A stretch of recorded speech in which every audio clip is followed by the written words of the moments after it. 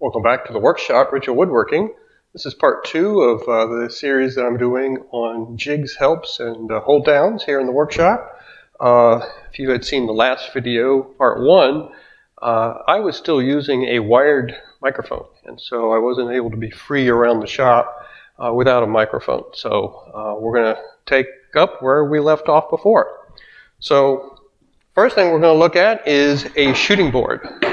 Shooting board is a pretty universal item, but you can make one easily at home. This is not usually something you can buy, although there might be some out there that you can. I've always seen ones that people make themselves, either out of a hardwood, a softwood.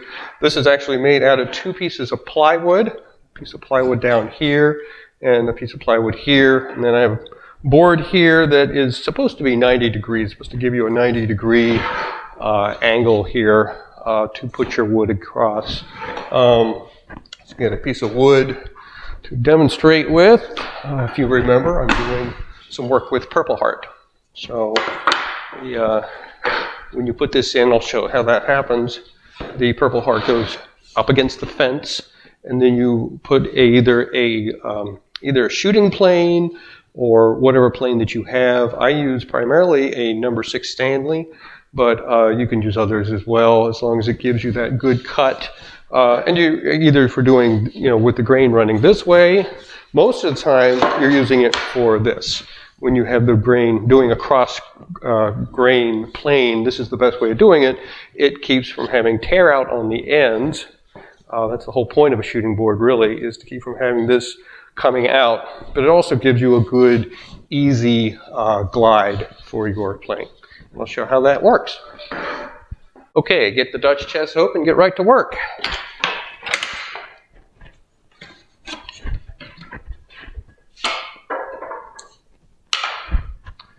Now, one of the important things of having this is I have a board down here. The board down here is for resting up against, it works just like a bench hook, like I showed in Jigs Part 1.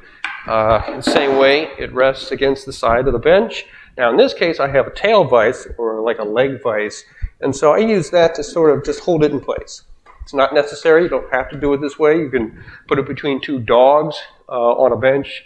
Just whatever you will do, you want to put it in place so it's not moving around, because there's a lot of other movement already going on. I get my board, put that in place. Like I said, I use a Stanley number 6 plane. Get that ready. Now, I don't want to get it too ready because this board has got some other uses. So I'll just kind of show you how this works. Put this on here. Now, of course, you're seeing it the reverse way, so I'll show it from the other way as well. And you're just working it back and forth. Because of the way this works, there's a little area down here that's a little lower than your board, so it gives you a nice place to run with. And then you hold firmly into the piece, heading that direction, and you just work it back and forth. And so, to show you how that works the other direction, so you actually see what's going on,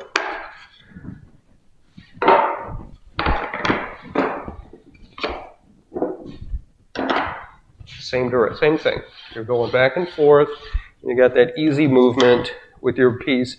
If this is at a 90-degree angle, then you will work through it, and it will become square. And of course, that is what you want. Same thing if you have the board with the grain running forward. It's the same thing. Now, like I said, you can have a shooting plane. With the shooting plane, they actually have this handle part sticking up. So it's kind of a little different, and it gives you a little more control. When you're doing it with a normal bench plane like this, you kind of have to hold it this way or whatever works for you. And so sometimes I have my thumb over here to give it a good balance. Different people have different ways of doing it. So check out all the videos on how to use a shooting board, and you'll probably find out some good tips on that. An extra item that I have for my shooting board is a donkey's ear. A donkey's ear is basically, it's this triangular item with a fence on it. And so what this is for getting a 45-degree angle or a miter a miter edge on your board. So same idea, it's really meant for the cross grain. And so it goes on here in such a way, and I'll have to flip that around to show you how that works. Okay, so the donkey ear, this is again the shooting board. I have 2 holes here on the bottom of the board. And that is where I attach the donkey's ear. And I have a couple pins for that I keep in my tool cart. And they're always around. These are 2 brass pins that I cut out of brass stock. Oh, that's right. We just do it this way. They do it the easy way. Pin those in here. And then this sits. I don't do this very often, as you can tell. There we go. There we go. That's in place. It's not going anywhere, and the shooting board's not going anywhere. And so, here's my plane at.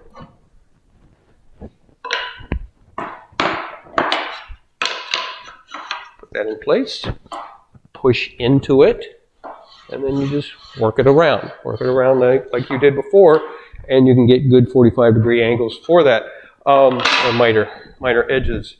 Now, I made this because I needed miter edges for the Puzzle Box 1 that I made. If you've seen the Puzzle Box 1 video, I made this specifically for that. I haven't used it much since. I will say that the idea or the plans for making this thing are not my own. I got this from a couple folks on YouTube.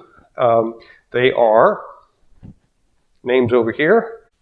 And then for the board itself, the shooting board itself, those I got from videos by Paul Sellers and Rob Cosman. I think it was Rob Cosman's plans that I sort of put to use in making this one, although Paul Sellers had a good video as well. Check them out if you're interested, or plenty of other people out there making shooting boards as well, so you check out those as well. Additionally, to use with this, you can also use a board like this for some small stock. This is a small piece of scrap from the Purple Heart bunch for the Parthenon puzzle cabinet. This is a black plane, and a lot of times you use a black plane for end grained on smaller pieces. And this is a way that you can use the 2 at once. You hear that noise? Or maybe you can hear that noise, I don't know, but anyway, that's it's a great way to, if you're working with some small stock, and you can do that as well. So that's another good use for a shooting board. Okay, moving on to the next thing. Read that. Done with this.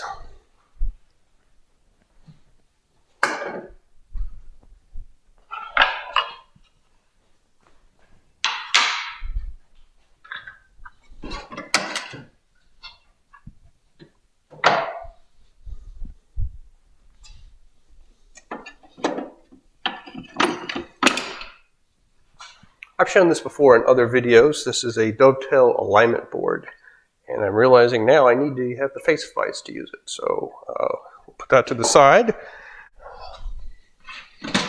So, and we'll talk instead. We'll get back to this in a little bit. This is a item that I found in a book one time. It is for gluing up a drawer. And so what it is just a piece of plywood with piece of wood, good 90-degree angle. And then when you're gluing up a drawer, this is a good example because these were made on this thing, especially with dovetails or comb joints or anything like that. You put your first 2 pieces, put your first 2 boards in, get them glued, get them in place, and then you attach the other boards as well. And then in addition, putting a block of wood here, a block of wood inside. Now this is before you put the bottom end of it. You put a block of wood here, block of wood here, block of wood here, and this kind of holds it together. Of course, you also have your clamps going, but the point is you want to keep it nice and square, or as near to square as you can with what you've got. And so, and normally when I do this, I have it clamped into the bench, either with the face vise or with these hold downs that I have, or with clamps, doesn't matter. These are actually Festool hold downs or Festool clamps used for Festool products, but I don't have any Festool products. I just saw these, thought these would be cool to have for my bench, and they work just great. In fact, you can't see it, but well, you can sort of see it. There's a hole I drilled right into the middle of my bench, and I'll show you in a minute what that is primarily used for, but used with a board for doing chopping with dovetails, which goes along with this, but is at just the right spot that I can get one of these guys inside, and I use this as my hold down, rather than having one of those big iron things that actually would be too large for this bench. Those number 7 like looking things that you have to put in, you hit it with a hammer to loosen it, all that stuff. I don't have time for that. But this thing with a nice crank, use it either this way or come out from underneath,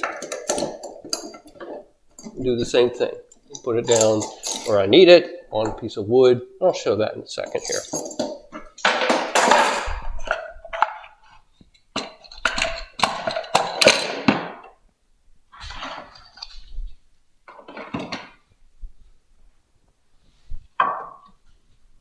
Now this is a good board.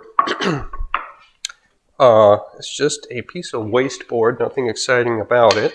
It's a piece of pine.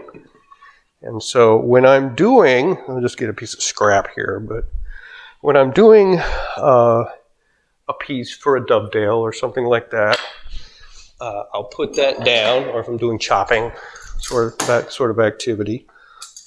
Put one of these over here, just to keep the board in place. And then, yes, I have 2 of these things. Put this one in here. And it depends on what I'm doing. It all depends on what I'm doing. It's just different every time. You know, maybe I just need to do something simple. This wouldn't be necessarily dovetails. It would just be just general chopping.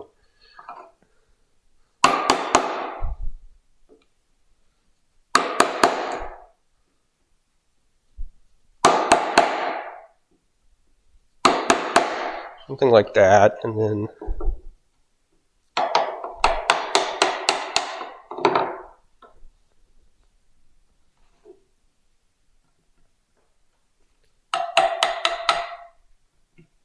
there are different things you would do with this. It's just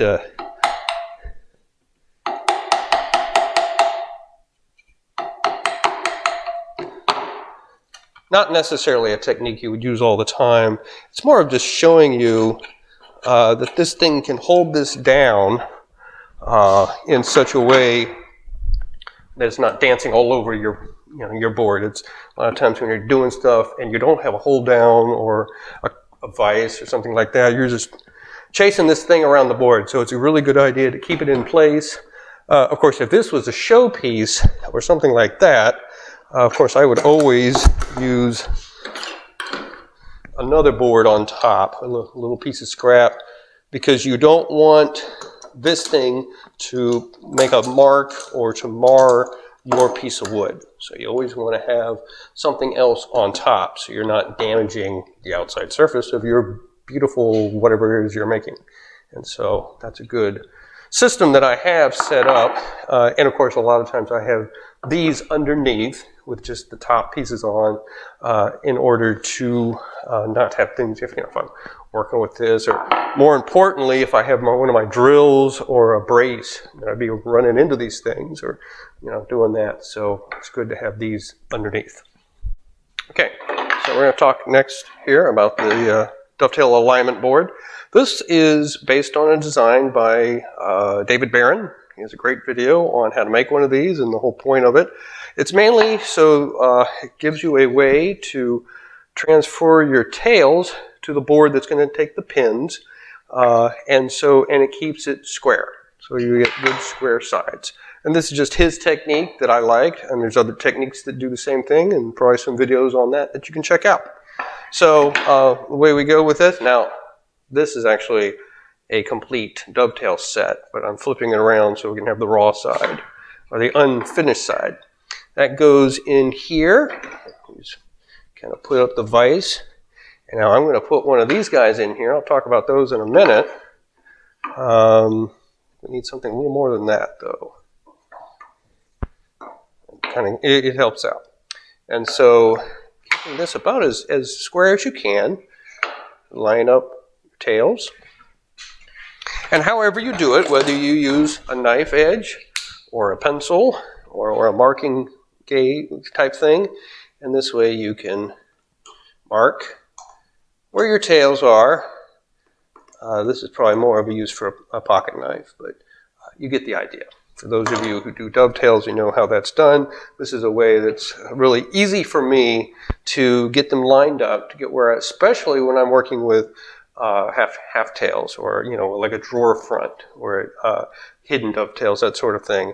I can really go up just to a line, mark off what I need, and I don't have to do much more. So that's how I use that. Now,